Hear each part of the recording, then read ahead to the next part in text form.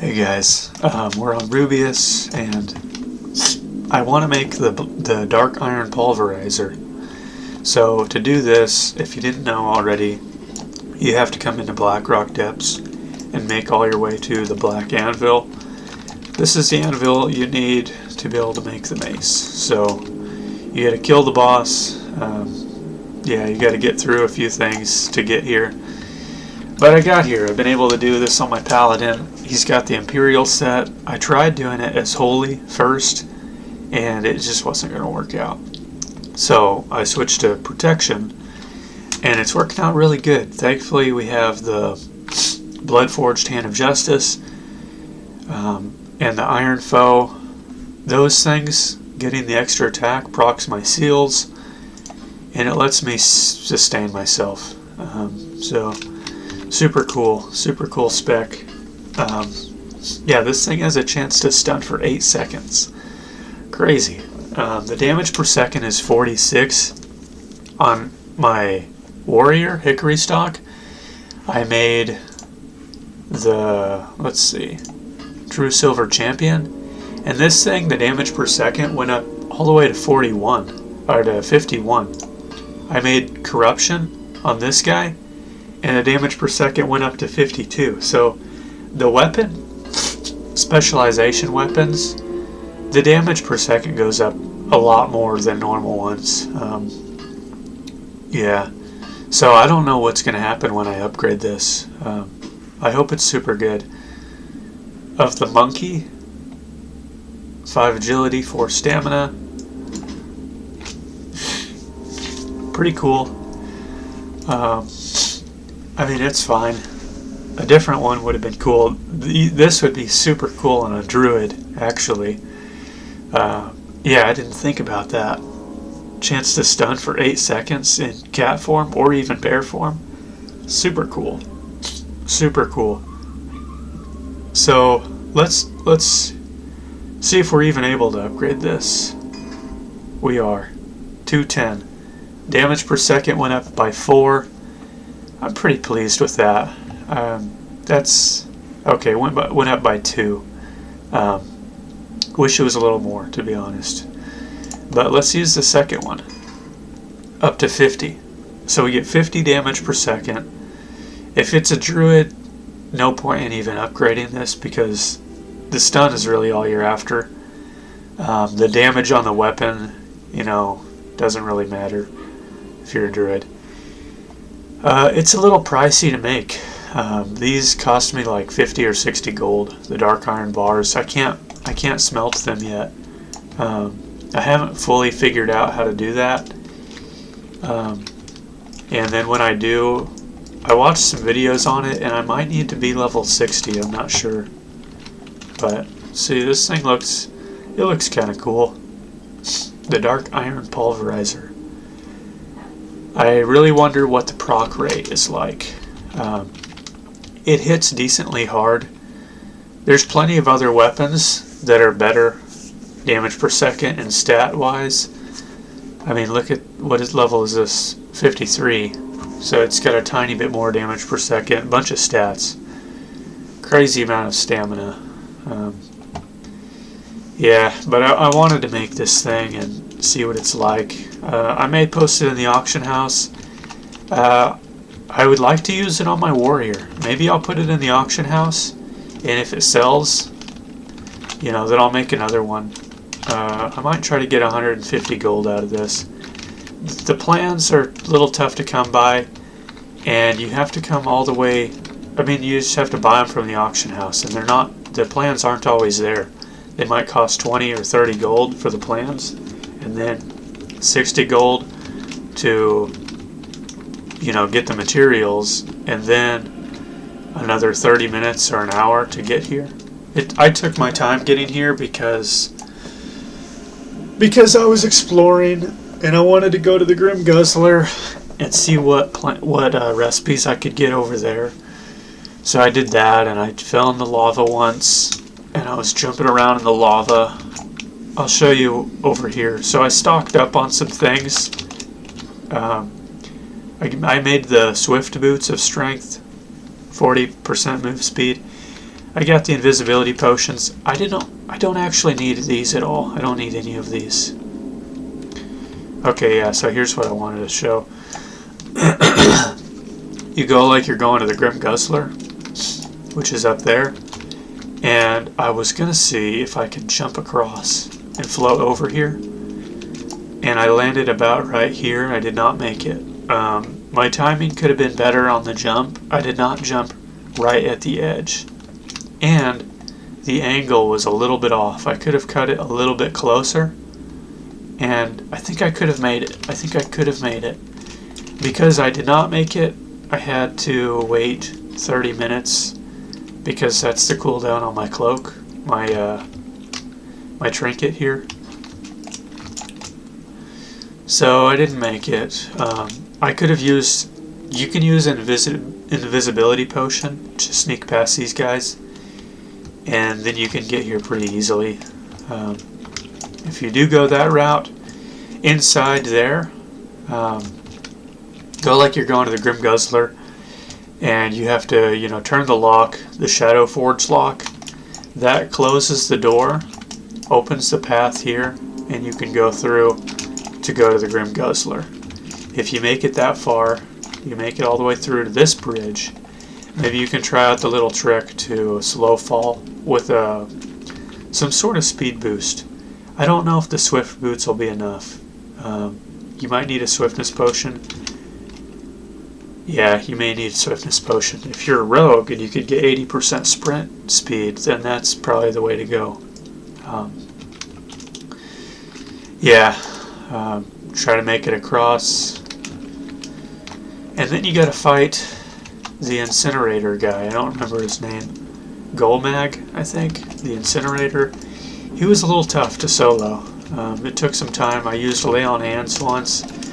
I am protection, so I used Ardent Defender once. That thing is awesome.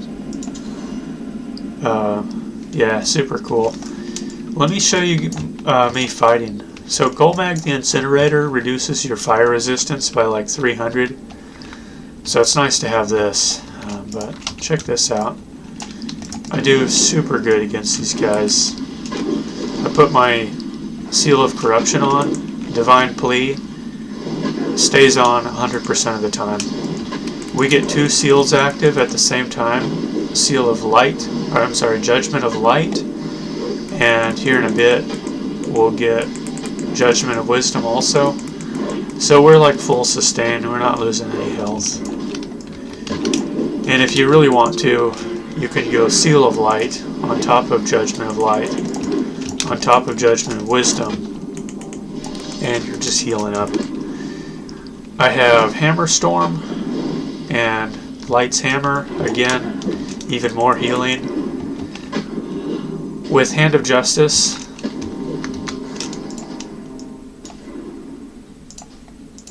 bring that down a little bit. With Hand of Justice, chance on melee hit to grant an extra attack. Then we've got Bloodforged Iron Foe, chance to grant 2 extra attacks on your next swing. Then we look at our Mystic Enchants, Crusader of Light. After 12 auto attacks or melee abilities, your next auto attack hits twice and reduces the cooldown of Avenging Wrath. And then Reckoning gives you a 10% chance after blocking or being hit with any damaging attack that the next 4 weapon swings within 8 seconds will generate an additional attack. So it's just like we basically have Wind Fury. We're just hitting like crazy. We got Reckoning, we've got Crusader of the Light, and we've got our Trinket, Hand of Justice, and then we've got the Iron Foe. 4 different things. And the Reckoning is not just one time, that's going to proc a bunch of times. So the Protection Paladin is just crazy sustain. And what I like to do is run with Seal of Corruption. The Iron Foe hits pretty hard. We get our stacks up quick.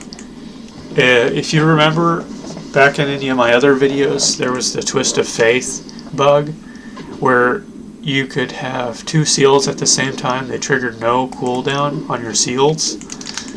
That would have been crazy.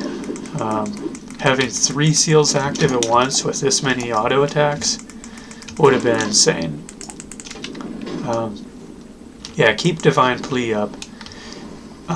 Use it, and them hitting and attacking you is going to keep it going forever.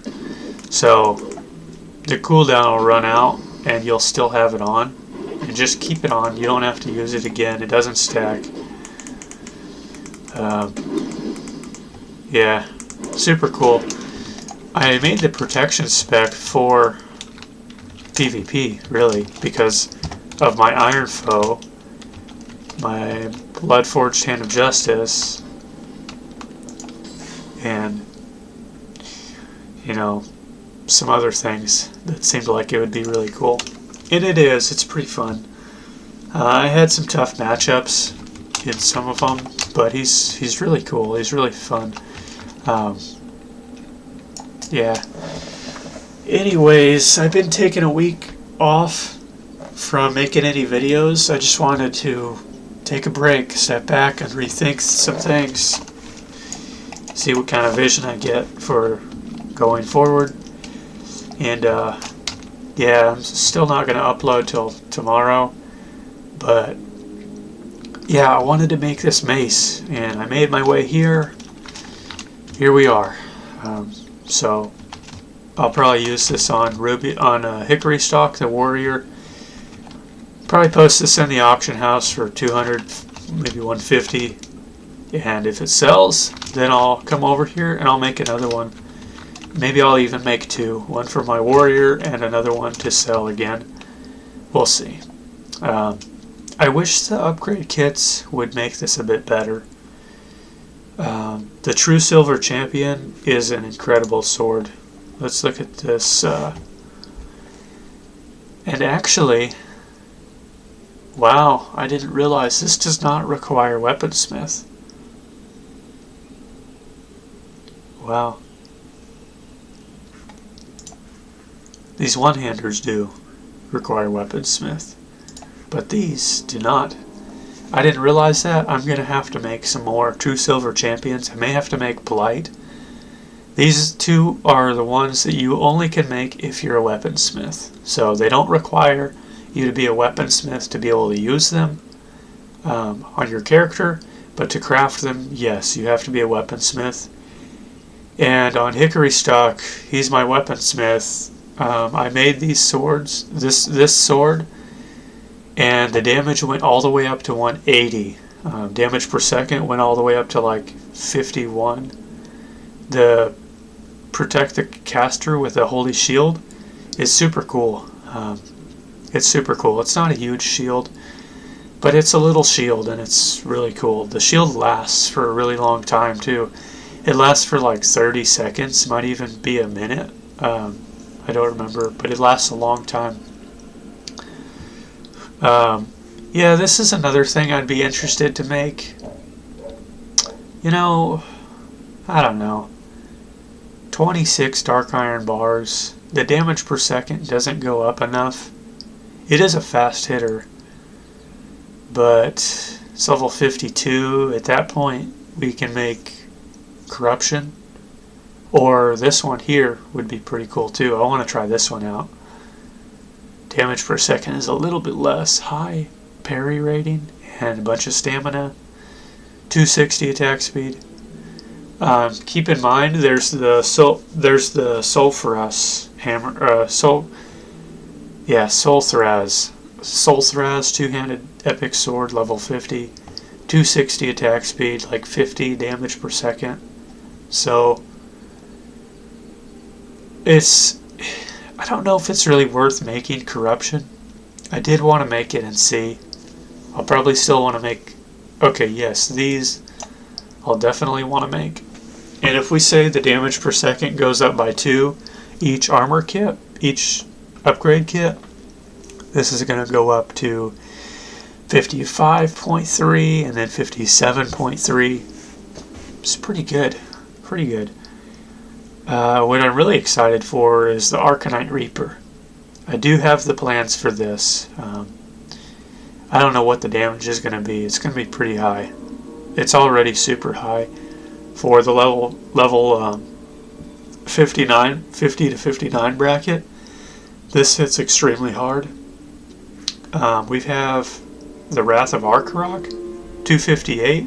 It does actually hit harder, but that's with this thing not upgraded. When we use the first upgrade kit, might go up to 255, and then another upgrade kit might go up to 260, maybe even 270, which is super hard for, you know, level 58 axe. It gives a whole bunch of attack power. It gives a bunch of crit rating, some stamina. So when I upgrade this thing, I expect the stamina to go up by 1 each upgrade kit, so it's 15 stamina. And then the critical strike rating, it may even go up by 2 each upgrade kit. So we might get 22 critical strike rating. That's nearly 2% crit. And then the attack power may go up by 2 each upgrade kit, so we're looking at 65. It might even go up more than that, but I think it'll probably go up by 2. Yeah, this guy, I don't know how to get to the guy who drops the recipe for this. I would love to get this sword and get Crusader on it. Brutal Crusader, actually, because it's level 58. And then upgrade this thing. It'd be super cool. Yeah. It's a fast hitter. It's kind of like the Destiny sword, but it's level 58.